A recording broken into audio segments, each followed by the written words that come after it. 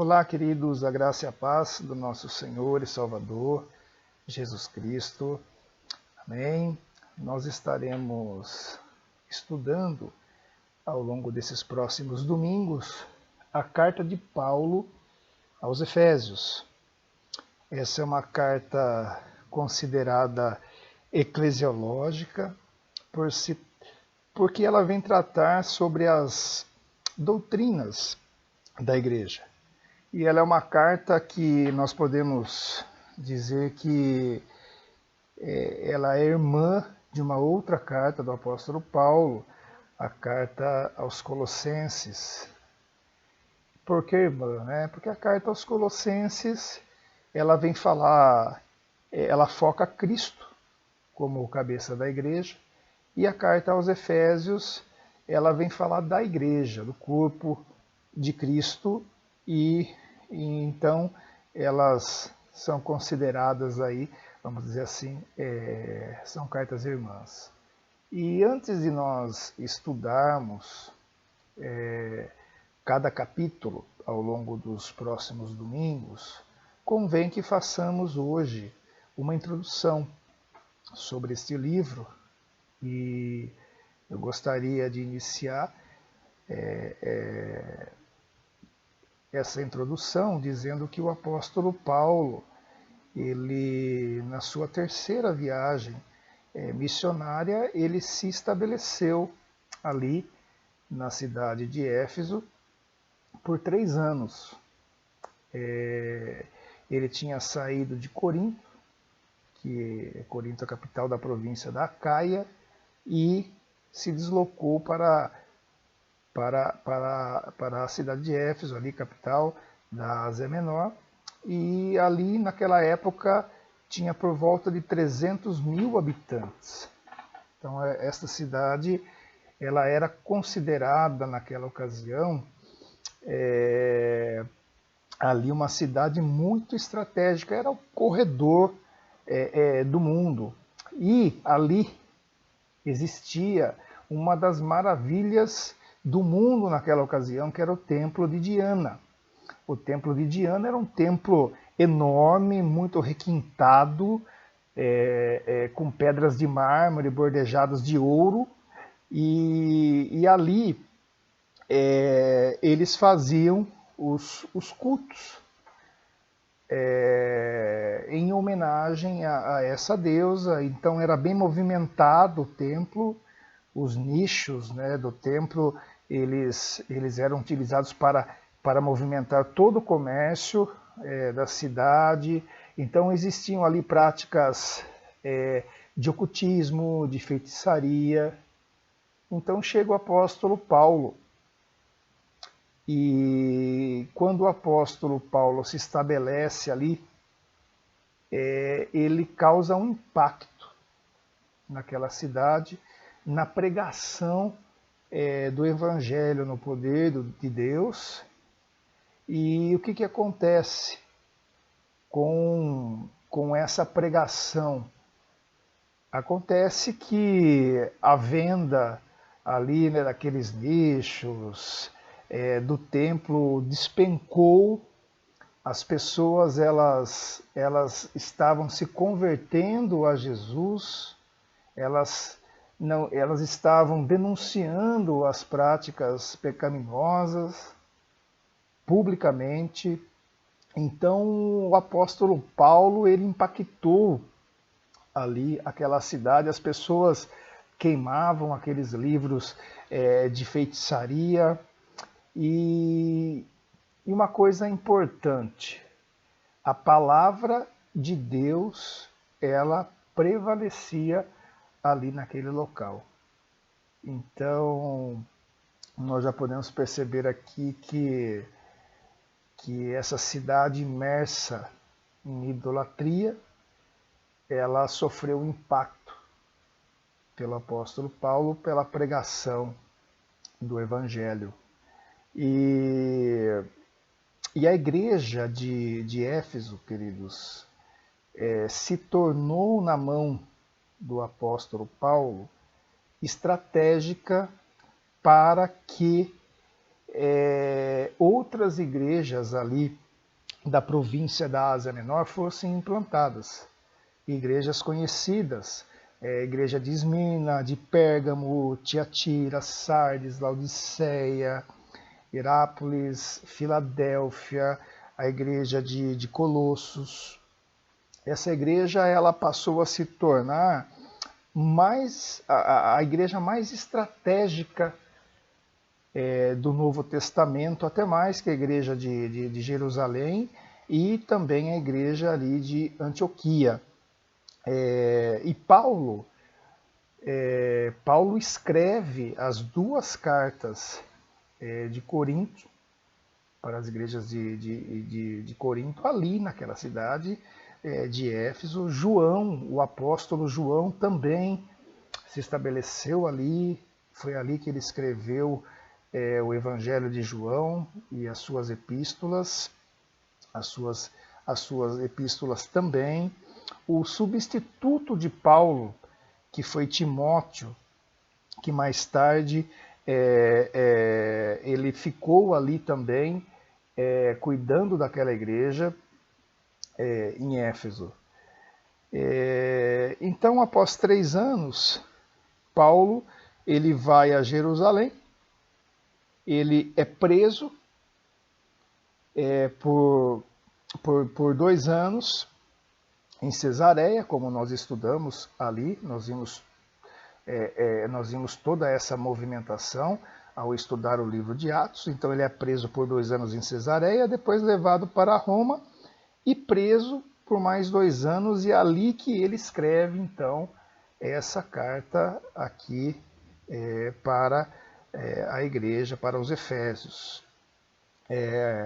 Então, como nós dissemos, é uma carta considerada eclesiológica, por se tratar aí das doutrinas da igreja. Então nós estaremos agora, após essa breve introdução desse contexto acerca dessa cidade, nós estaremos agora entrando no livro em si. Nós não estaremos nos aprofundando, mas estarei trazendo para os irmãos ali um pouco de cada capítulo do que esse livro vai estar falando. E nós estaremos estudando aí ao longo dos próximos domingos. E logo no capítulo 1, queridos, nós percebemos que, apesar de Paulo estar preso ali em Roma, ele não deixa de começar a sua carta adorando ao Senhor. Ele vem começando a adorar, ele faz uma adoração, ele fala para nós ali já logo no começo das bênçãos que nós recebemos através de Cristo, pela graça, da forma com que nós fomos escolhidos, eleitos, que a salvação ela não é um mérito nosso, nós não conseguimos pelo nosso esforço, e sim porque Ele nos escolheu e Ele nos concede a graça, a salvação pela graça que é em Cristo Jesus. Então ele vem falando sobre a fonte das bênçãos e da esfera também dessas bênçãos. E do versículo 3 até o versículo 14, que praticamente é um parágrafo só, é o parágrafo mais longo da Bíblia, ele vem falar, além dessa adoração, ele vem falar que a nossa salvação, essa bênção recebida, ele vem falar que a fonte, a bênção é de Deus, mas ele não deixa de mencionar também o Filho e o Espírito Santo. Então o Pai nos adotou e nos aceitou. No versículo 7, ele vem falar que o Filho nos redime. No versículo 7 do capítulo 1, o Filho nos redime, nos revelou e nos fez esperança. E logo lá no versículo 13, para ele fechar esse grande parágrafo, né, ele vem falar que o Espírito, ele nos sela, ele nos confirma a salvação, que é pela graça em Cristo Jesus. E aí ele fecha, então, ali no versículo 12 e versículo 13, ele fecha esse assunto com mais uma adoração. Né? Ele fecha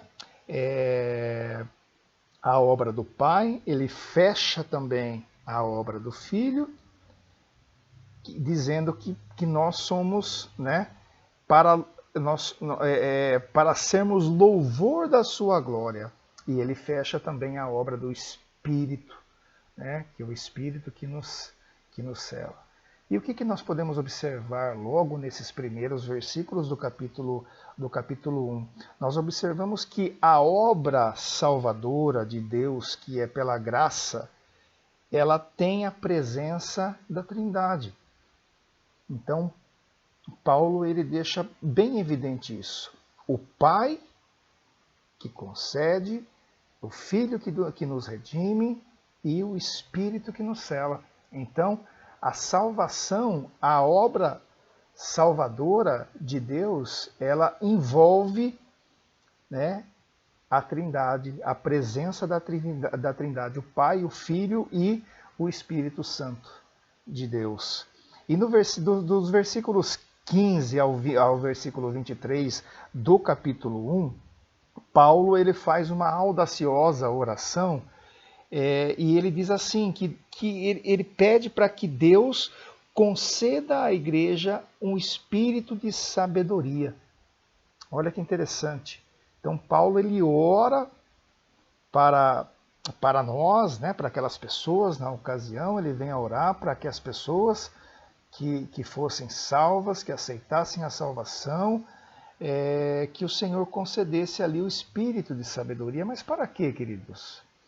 E a gente não vai estar lendo aí todo o capítulo, depois nós estaremos trabalhando, mas esse espírito de sabedoria é para que nós possamos olhar na perspectiva de Deus, pois não adianta nada nós sermos eleitos por Deus, adotados, redimidos pelo Filho, selados pelo Espírito, se não nos apropriarmos disso. Então, não adianta nada se a gente não se apropriar, se Deus não conceder para nós a sabedoria. A sabedoria. E existem pessoas, queridos, ricas, que vivem de forma miserável por não saber o que tem. Não é verdade? Por não saber o que tem. Então Paulo diz assim, Senhor, já que nós temos tantas coisas, já que o Senhor nos concede tantas coisas, tantas bênçãos, ele vem falar aqui que nos coloca ali nas regiões celestiais, já que o Senhor nos concede tantas bênçãos, dá entendimento para o seu povo. Faça com que seu povo abra os olhos para que entenda, para que compreendam a dimensão dessa preciosidade que o Senhor está nos concedendo. Então o apóstolo ele faz essa oração aqui. E no versículo 17, queridos, no versículo 17, ele pede para que tenhamos também a revelação. Para que a cortina ela se abra, para que possamos conhecer. Mas conhecer o quê? Para que nós possamos, a cada dia, conhecer plenamente a Deus. E é estranho, né? Ele vem falar exatamente sobre isso, conhecer plenamente a Deus, mas como assim? Como que eu conhecer plenamente? A Bíblia fala que nós, não conseguimos conhecer de fato toda a grandeza, plenamente ao Senhor. Mas Paulo vem falar isso para nós, para que nós possamos conhecer plenamente a Deus. E conhecer a Deus Por quê? Porque conhecer a Deus, queridos, é a essência da vida eterna. Por quê? Porque nós faremos isso por toda a eternidade. E nós já começamos aqui. Então o apóstolo, olha só, ele ora para que nós tenhamos sabedoria e para que o Senhor nos revele, nos revele conhecer plenamente a Ele, através, principalmente, da pessoa de Jesus Cristo. Então, cada dia, a partir do momento que nós somos salvos, que nós somos redimidos, que nós somos selados pelo Espírito, nós iniciamos um processo. Que processo é esse? Nós iniciamos um processo de um novo nascimento. Então, a cada dia, o apóstolo fala assim, ó, que o Senhor permita que eles conheçam a cada dia mais e mais e mais. Qual que é o alvo? A estatura de Cristo. Certa vez Cristo, um dos discípulos pediu para que Cristo revelasse o Pai. E ele fala, olha, se você vê a mim, você está vendo o Pai. Então o apóstolo ele ora para que nós tenhamos, para que a cortina se abra a cada dia. Imagine, queridos, na eternidade. Na eternidade, esse processo continua. Vocês podem imaginar, ali na eternidade, a cada dia conhecendo mais e mais do nosso Deus. O Paulo ele vem e fecha esse capítulo aí com essa oração. E no versículo 18 também, ele vem falar qual é a nossa esperança após conhecer a Cristo. E se não entendermos isso, queridos, também perde-se o brilho. O que temos? Então, que Deus nos tire a cortina, que nós possamos, de fato, entender qual é a esperança. O que acontece depois? O que acontece agora? Eu aceitei, eu nasci de novo, eu fui salvo, o que acontece agora? Então, se não entendermos, querido, a coisa perde-se o brilho, não é verdade? O que está no futuro? Que troféu que é esse prometido por Deus? Que troféu que é esse? Então nós precisamos entender isso. E então no capítulo 1, o apóstolo Paulo fecha o capítulo fazendo essa oração.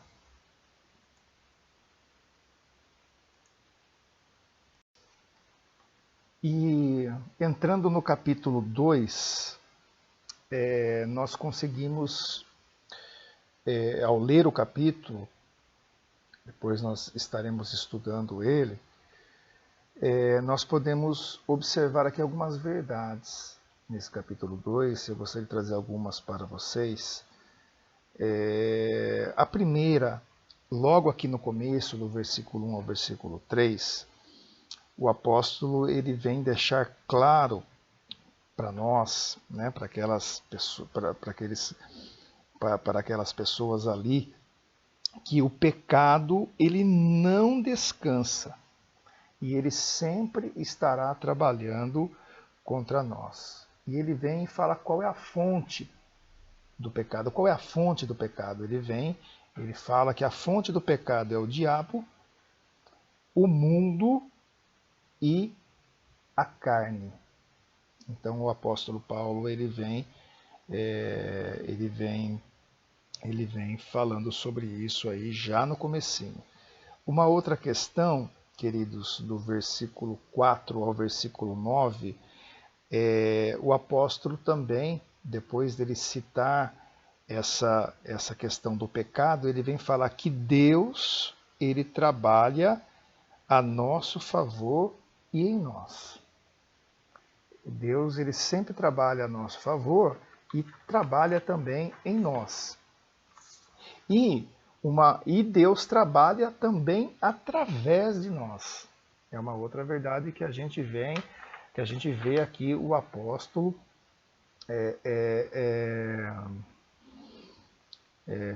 falando sobre isso aqui logo no começo do capítulo 2. E no capítulo 1, então, ele nos mostra aí o projeto da salvação, e no capítulo 2 ele vem falar um pouco dessa execução desse projeto. Mas ele não deixa de citar aqui, então, no começo, essa questão aí do pecado, mas que Deus ele trabalha por nós, em nós e através de nós. Nos versículos 11 e 12,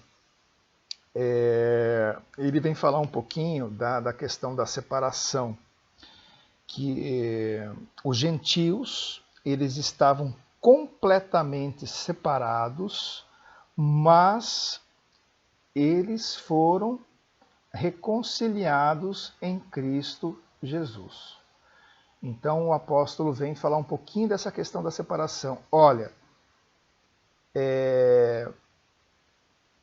entendíamos que éramos separados. Havia essa separação entre gentios, entre o povo eleito, mas agora todos nós somos reconciliados em Cristo Jesus. Dos versículos 14 a 18. E queridos, o apóstolo deixa claro aqui para nós no texto que a igreja de Deus, a igreja do nosso Deus, ela é composta por apenas um corpo e um povo. É isso que o apóstolo Paulo está querendo dizer aqui, que somos um povo,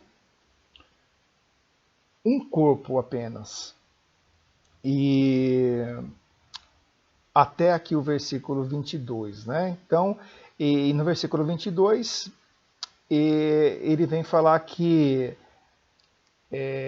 Deus não só quebra o muro da separação, mas também ele unifica os dois povos para que se forme uma única igreja.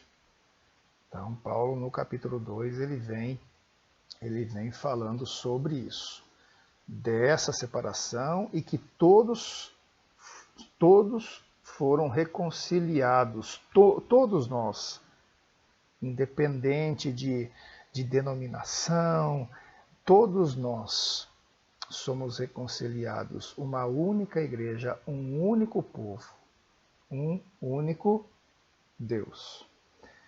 E no capítulo 3, queridos, no capítulo 3, o apóstolo Paulo ele vem falar um pouquinho sobre o mistério do Evangelho.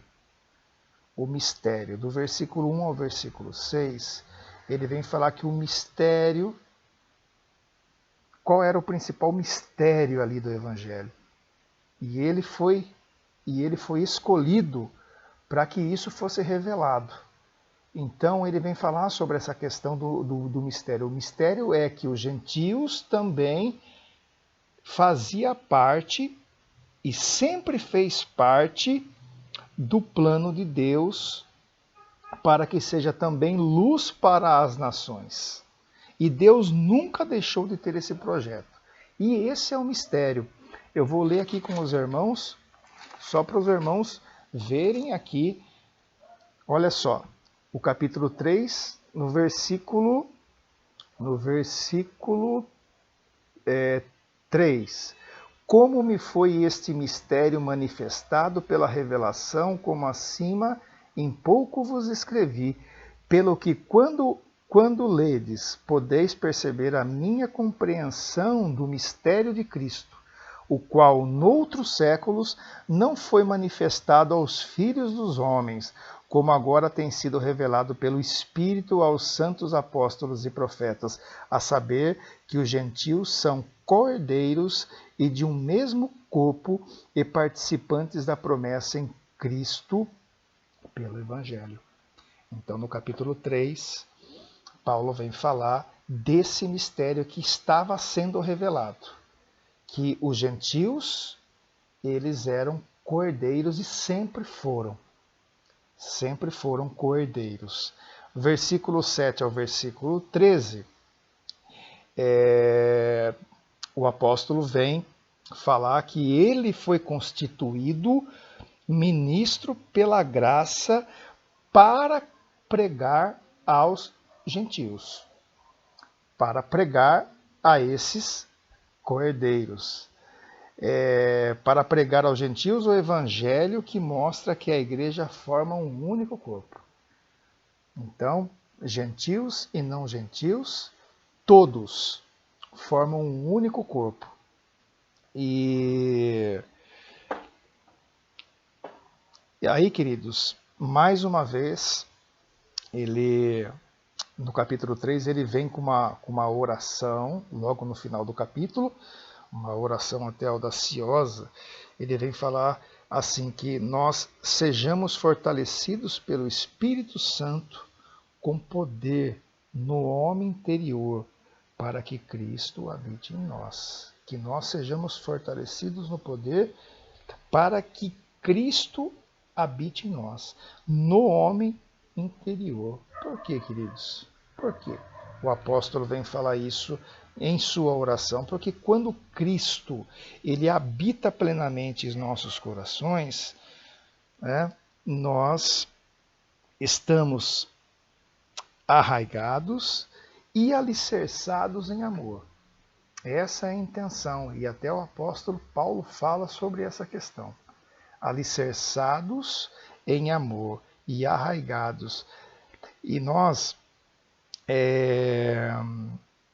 precisamos da igreja. Ele fala que essa questão, essa questão de Cristo habitar em nós, que nós estamos arraigados e alicerçados em amor, não fala para que seja de forma individual. A gente vê aqui no texto que ele fala para a igreja. Para a igreja. Nós não estamos sozinhos, porque nós estamos ligados num corpo. E ele vem falar sobre essa questão aí do corpo. Então ele faz essa oração para que nós sejamos fortalecidos pelo Espírito no poder do homem interior, que Cristo habite em nós. E queridos, ele vem falar novamente aqui, tomados de toda a plenitude de Deus. Mas como isso?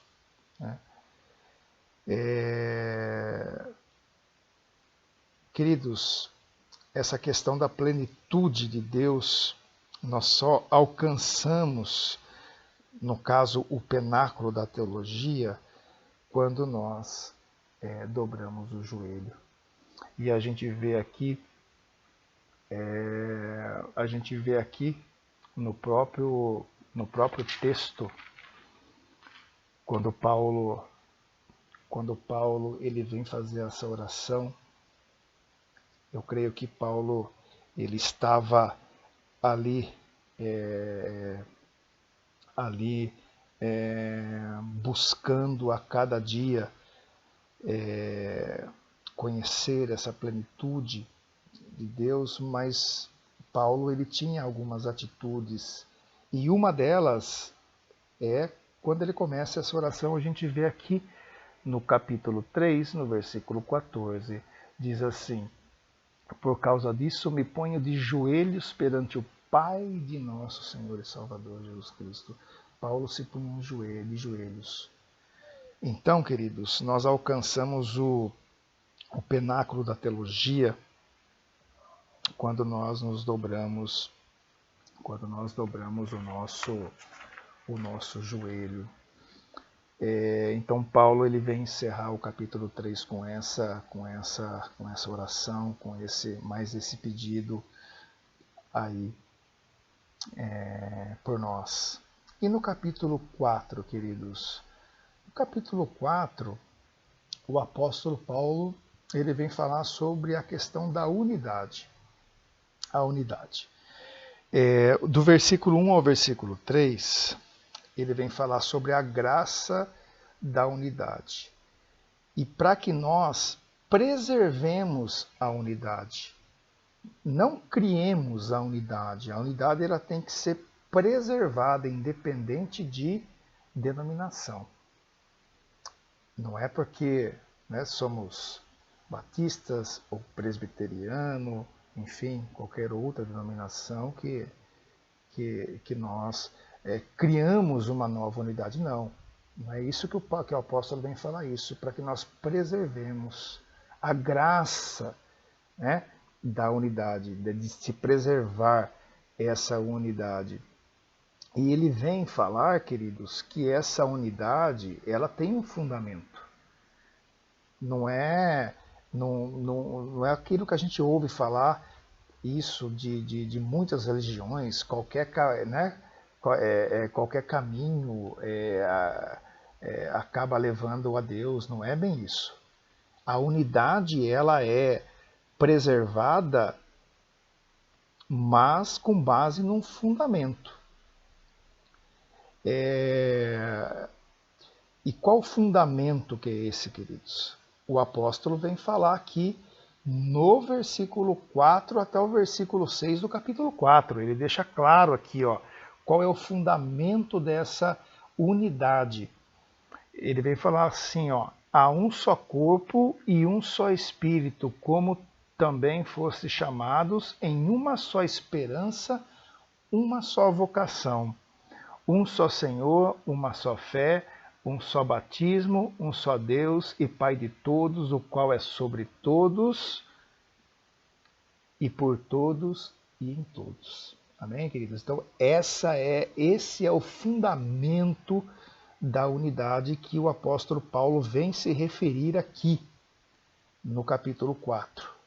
Que nós estamos fundamentados, aqueles que têm fé, que são selados com o Espírito Santo, tem que preservar essa unidade com esse fundamento, independente de denominação.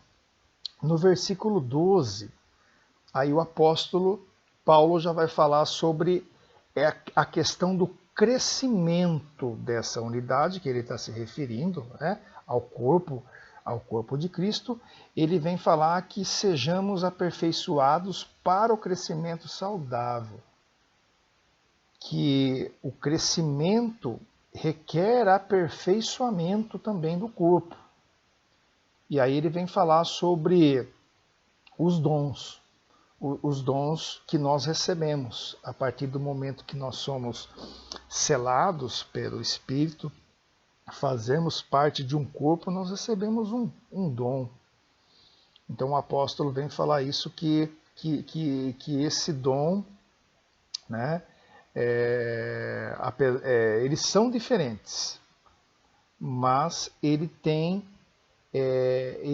que ser utilizado para o crescimento saudável do corpo, para que o corpo funcione, na verdade, em consonância. É preciso um preparo, né? Você já pensou no nosso corpo, se a nossa mão não obedecesse aos nossos comandos, ela quisesse agir de forma diferente?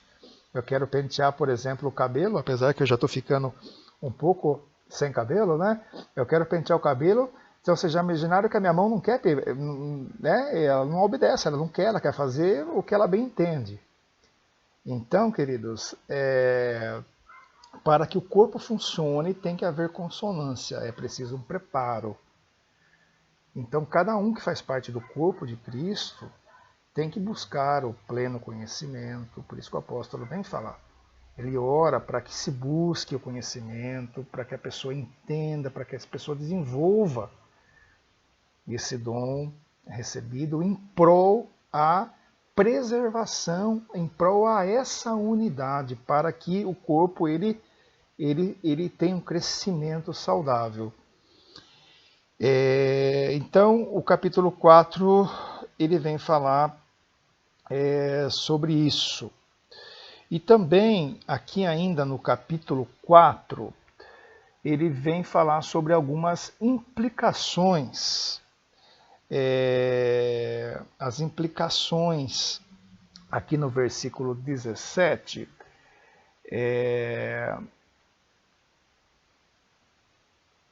ele vem falar sobre as implicações de algumas questões que, como nós éramos, a santidade cristã, ele vem falar que a santidade, essa busca, né, pelo pleno conhecimento, que a gente pode dizer santidade, ele vem falar que ela é oposta a alguns costumes que nós tínhamos. Ele vem falar de algumas implicações. E que nós não podemos viver mais dessa forma. Então ele vem falar sobre algumas mudanças práticas que têm que estar presentes nas nossas vidas durante esse processo. Né? Por exemplo, ele vem falar aqui que deixar de mentir, e outras coisas que ele vem falar dessas implicações. Tá? Então, na busca da santidade, essas coisas que eram opostas, que são opostas, têm que ser deixadas. Aqui no versículo 25 vem falar assim, ó, pelo que deixai a mentira e falai a verdade, cada um com seu próximo, irai-vos e não pequeis, não deis lugar ao diabo. Então, uma série de implicações. Ele vem falar aí no final do capítulo 4. Tá bom? Então, agora nós vamos para o capítulo 5, são 6 capítulos. E o capítulo 5, queridos, aqui de forma bem breve, ele vem falar que nós somos filhos da luz. Logo aqui no versículo 8, ele já fala que nós, selados, redimidos, nós, num processo de santificação, nós somos filhos da luz. E se nós somos filhos da luz, redimidos, selados, nós temos que andar em amor. Nós temos que andar, no versículo 2 fala que nós devemos andar em amor. No versículo 15 fala que nós temos que ser prudente. E como? Como ser tudo isso? Como andar em amor? Como ser prudente? Como ter essas boas práticas aí que sinalizam uma vida de santidade, uma vida transformada pelo Espírito? Como? Ele fala aqui no versículo 18 do capítulo 4, vou ler aqui, ele fala que nós devemos ser cheios do Espírito Santo. Não vos embriagueis com isso, mas sede cheios do Espírito Santo. Somente desta forma nós conseguimos. Olha aqui, ó. Versículo 18 do capítulo 5, perdão. E não vos embriagueis com vinho em que há contenda, mas enchei-vos do Espírito Santo de Deus. E no versículo 19, em diante aqui, ele vem falar dos resultados dessa vida de santidade, resultados aí, né? Dessa plenitude. Quais que são os resultados? Comunhão, adoração, gratidão, submissão. E aí, queridos, quando ele vem falar sobre isso, a gente já entra no capítulo 6 e dentro desse contexto dos resultados de uma vida cheias do Espírito, uma vida de comunhão, adoração, amor, submissão. Dentro desse contexto, ele vai tratar sobre os relacionamentos entre marido e esposa.